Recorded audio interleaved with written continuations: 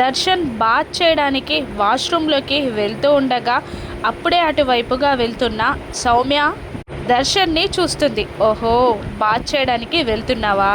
ఇప్పుడు చూడు, నీ రూమ్లోనే నువ్వు నాపై పడేలా చేసి అదంతా వీడియో రికార్డ్ చేసి నేను ప్రూఫ్గా వాడేస్తా అంటూ సౌమ్య దర్శన్ రూమ్లోకి దొంగలా చొరబడి దూరిపోతూ ఉంటుంది. కింది నుండి సౌమ్య వాళ్ళ రూమ్లోకి దర్శన్ శరణ్య రూమ్లోకి వెళ్ళడం చూసిన శరణ్య, ఈ దొంగ మొక్కంది మా రూమ్లోకి ఎందుకు దూరుతుంది, చెప్తా దీని సంగతి అని పండ్లు కొరుకుతూ పైకి వచ్చి వాళ్ళ రూమ్ అంతా వెతుకుతూ ఉంటుంది శరణ్య స్టెప్స్ ఎక్కి రావడం గదిలోకి వెళ్తున్న సౌమ్య చూసేస్తుంది. వామ్మో, శరణ్య ఇప్పుడెందుకు ఇలా వస్తుంది అని అనుకొని మంచానికి వాల్కి ఉన్న సందులో వెళ్ళి దాక్కుంటుంది.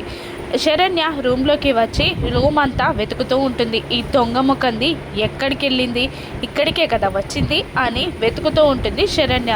ఈలోపు బాత్ కంప్లీట్ చేసి దర్శన్ రూమ్లోకి వచ్చేస్తాడు. వెతుకుతున్న శరణ్యని చూసి, ఏం వెతుకుతున్నావు అని అడుగుతూ ఉంటాడు. మీకోసమే వెతుకుతున్నానండి అంటూ ఉంటుంది శరణ్య. నేనా బాత్కి వెళ్ళాను అంటాడు దర్శన్తో మాట్లాడుతూనే సౌమ్య ఎక్కడ దాక్కుందా అని శరణ్య కనిపెట్టేస్తుంది. మంచం పక్కన దాక్కుంది అని. చెప్తానే నీ సంగతి అని పండ్లు కొరుకుతూ ఒక పెద్ద బ్లాంకెట్ని మంచం పక్కకి దాక్కున్న సౌమ్య పైన విసిరేస్తుంది.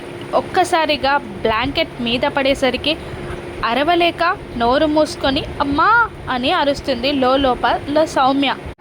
శరణ్య, ఏం చేస్తున్నావు అని దర్శన్ అంటున్నా శరణ్య వినకుండా ఎలాగైనా సౌమ్యకి బుద్ధి చెప్పాలని, చెప్తాను ఆగండి, మీరు ఒక్క నిమిషం ఆగండి అని అంటూనే అక్కడున్న టేబుల్స్, ఫ్లవర్ పాట్స్, దెబ్బ తగిలేవి అన్నీ, టీపాయి, పెద్ద కట్టె స్టూల్, అన్నీ వుడెన్ ఐటమ్స్ అన్నీ కూడా అక్కడ దాక్కున్న సౌమ్య పైన విసిరేస్తూ ఉంటుంది.